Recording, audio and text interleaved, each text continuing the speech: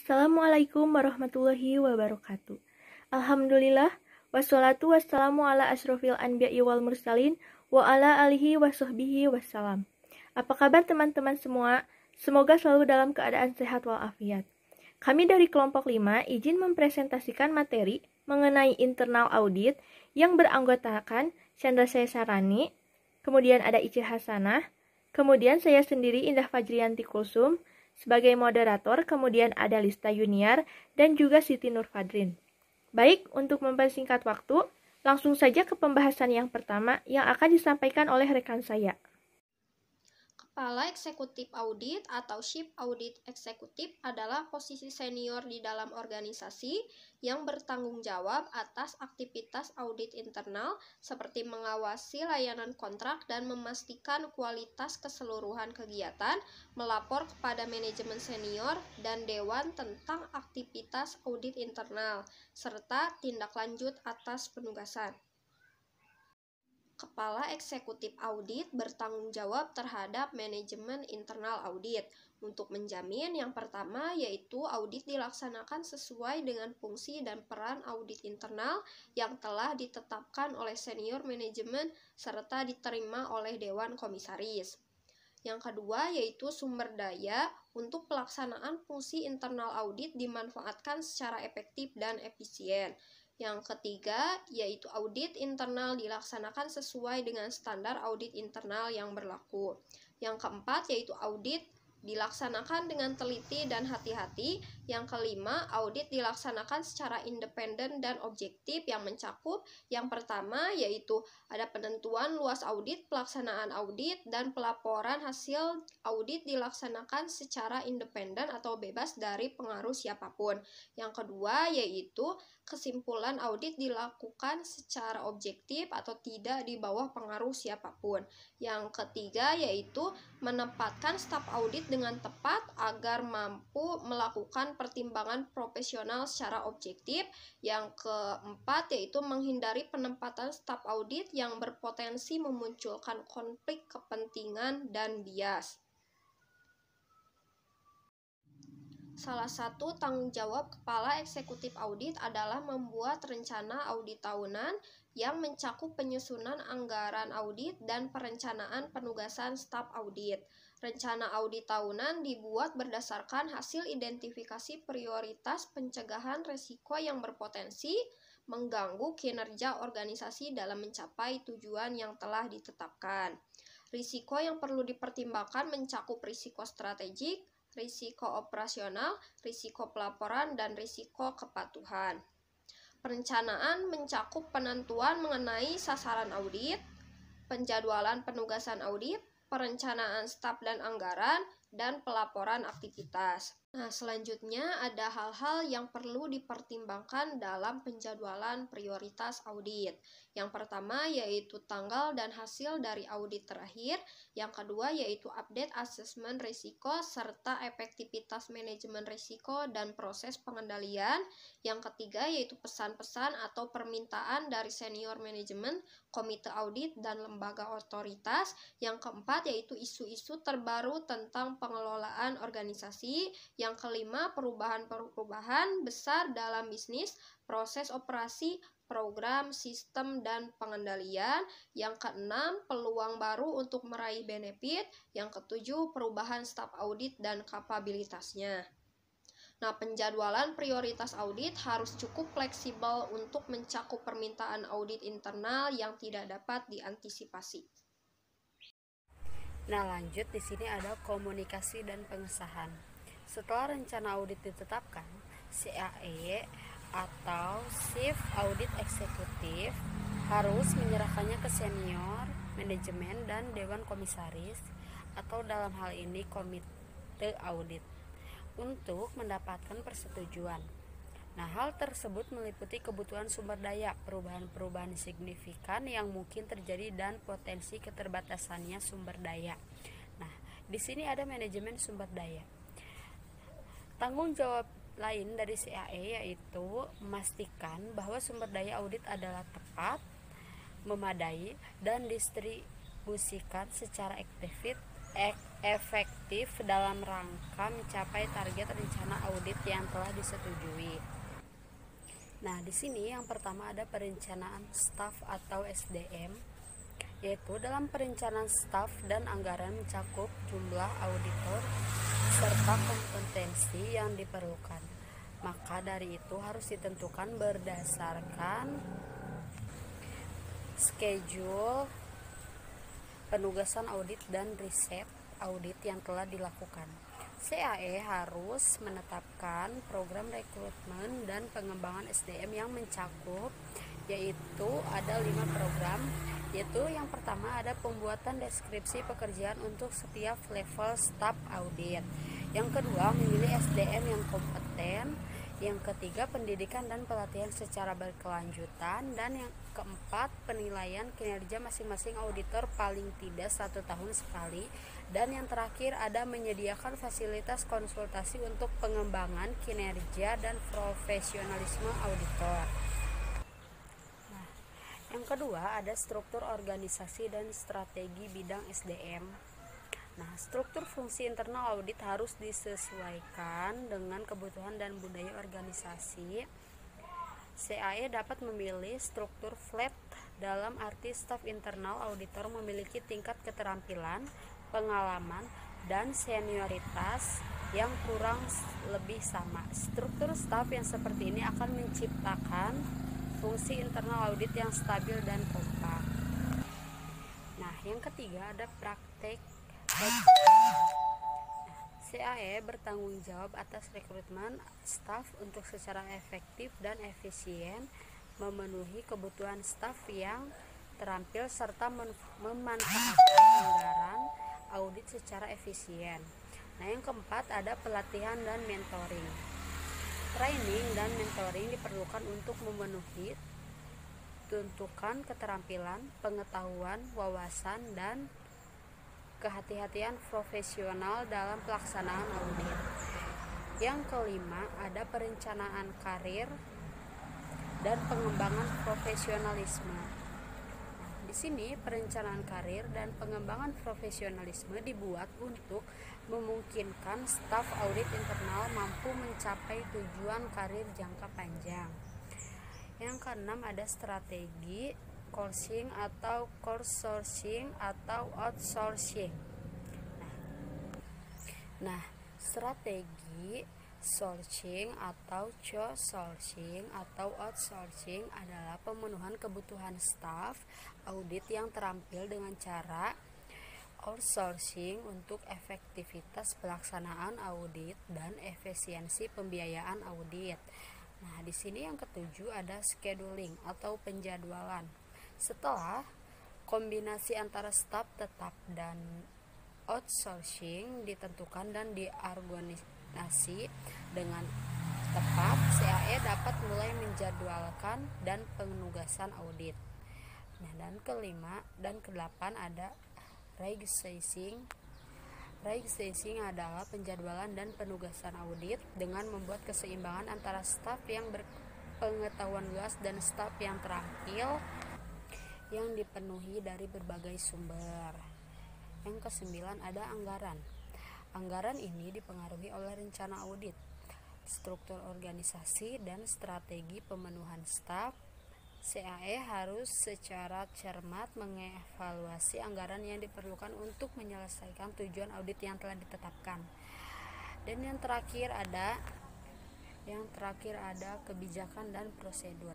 Nah, internal audit harus menentukan kebijakan dan prosedur untuk dijadikan sebagai pedoman dan arah dalam pelaksanaan audit.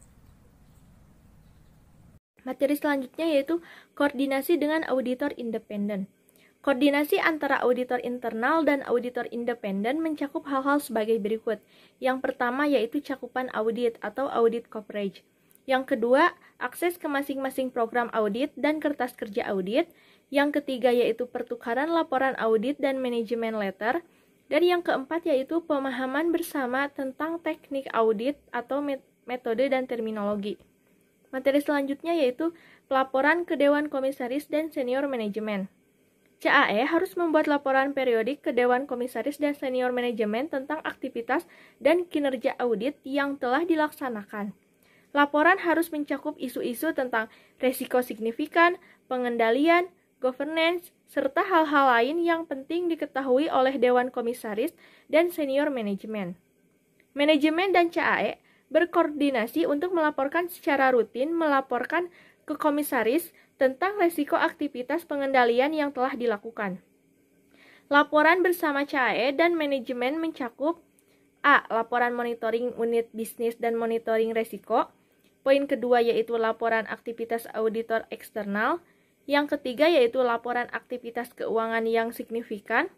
Yang keempat yaitu laporan aktivitas manajemen resiko. Dan yang terakhir yaitu laporan monitoring permasalahan legal dan kepatuhan. Selanjutnya ada manajemen risiko. Asesmen dan pelaporan proses manajemen risiko merupakan prioritas utama pelaksanaan audit internal. Tujuan proses manajemen risiko adalah yang pertama, identifikasi dan prioritas pencegahan risiko atas strategi bisnis dan aktivitas bisnis.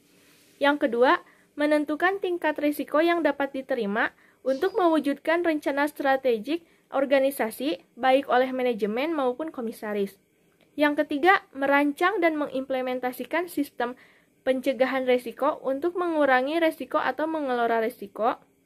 Yang keempat yaitu melakukan monitoring secara berkala untuk mengkaji ulang risiko serta kecukupan SPI untuk mencegahnya. Dan yang poin terakhir yaitu melaporkan secara periodik hasil dari proses manajemen risiko kepada manajemen dan Dewan Komisaris. Proses corporate governance diwujudkan dalam bentuk komunikasi tentang permasalahan risiko dan sistem pengendalian kepada pemegang saham. Kali ini saya akan menjelaskan mengenai prosedur dari manajemen risiko. Nah, prosedur dari manajemen risiko ini ada beberapa tahap ya. Yang pertama itu riset dan review referensi dan informasi lain tentang manajemen risiko itu sendiri. Jadi harus dipahami dulu mengenai manajemen risiko itu seperti apa sih gitu. Manajemen risiko ini harus dipahami betul-betul karena akan menjadi prinsip ataupun dasar untuk proses selanjutnya. Nah, prosedur yang selanjutnya yaitu riset dan review isu yang berpengaruh pada resiko bisnis. Apa saja sih isu yang akan mempengaruhi resiko bisnis itu? Apakah ada peristiwa yang berpengaruh ataukah objek tertentu yang berpengaruh? Nah, itu harus direview dan dipelajari terlebih dahulu. Kemudian review dan riset kebijakan serta notulen rapat. Kenapa notulen rapat harus direview juga? Karena dari rapat itu akan menghasilkan suatu keputusan yang harus disepakati oleh semua pihak yang terlibat dan juga harus dijalankan oleh semua pihak yang terlibat. Jadi harus direview dan juga dipelajari. Oke, prosedur selanjutnya adalah review laporan evaluasi risiko di periode sebelumnya karena agar meminimalisir kemungkinan terjadinya risiko bisnis yang sama yang terjadi di periode sebelumnya. Kemudian kita harus melakukan wawancara juga dengan manajemen atau manajer ya, karena bagaimanapun juga tanggung jawab dari internal auditor dan juga seorang manajer itu saling berkaitan.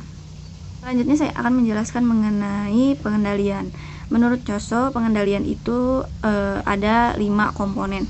Yang pertama yaitu lingkungan pengendalian, yang kedua yaitu penilaian risiko, yang ketiga aktivitas pengendalian, yang keempat informasi dan komunikasi, dan yang terakhir yaitu pemantauan. Nah, dari pengendalian itu kita dapat menyimpulkan beberapa tujuan pengendalian. Yang pertama yaitu untuk menjamin akuntabilitas dari laporan keuangan itu sendiri. Kemudian untuk efektivitas dan efisiensi operasional. Kemudian pengamanan aset atau aktiva, dan yang terakhir adalah kepatuhan atas peraturan ataupun kontrak bisnis. Selanjutnya saya akan menjelaskan mengenai governance. Apa itu governance? Governance adalah pola atau suatu hubungan ya.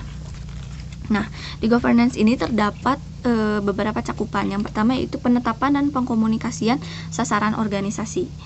Kemudian akuntabilitas proses bisnis, penegakan prinsip-prinsip proses bisnis, dan juga monitoring pencapaian tujuan dan sasaran organisasi seperti yang sudah tadi disebutkan di awal ya. Nah, ada beberapa alternatif juga untuk penegakan governance ini. Yang pertama yaitu kepatuhan terhadap ketentuan legal dan sosial. Kemudian kesesuaian dengan norma bisnis. Yang ketiga ada kemampuan dalam memenuhi kepuasan masyarakat dan juga pemegang saham. Dan yang terakhir kemampuan membuat laporan secara lengkap dan jujur pastinya.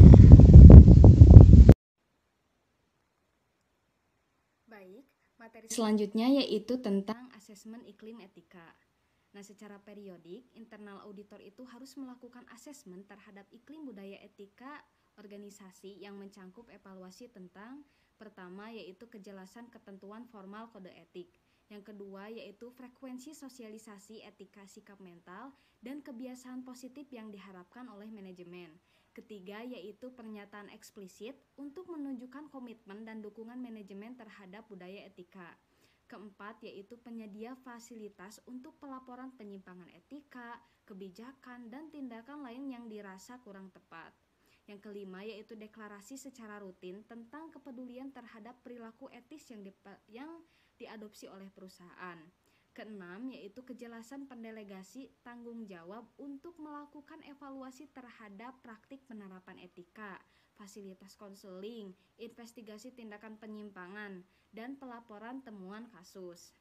Yang ketujuh yaitu kemudahan akses pembelajaran untuk membuat seluruh staf mampu menjadi motor penggerak perilaku etis. Yang kedelapan yaitu pemberian contoh praktik perilaku etika untuk mendorong seluruh staf berkontribusi dalam menumbuhkan iklim etika yang sehat. Yang kesembilan yaitu survei secara berkala terhadap pegawai, pemasok, pelanggan, dan konsumen untuk mengukur kualitas daripada budaya etika organisasi. Yang ke-10 yaitu melakukan review secara berkala terhadap proses formal dan informal yang berpotensi untuk menimbulkan permasalahan etika. Dan yang terakhir yaitu pemeriksaan secara berkala terhadap prosedur rekrutmen termasuk pengujian integritas, narkoba, dan hal-hal lain yang dapat mengganggu iklim daripada etika. Materi selanjutnya yaitu tentang penjaminan kualitas.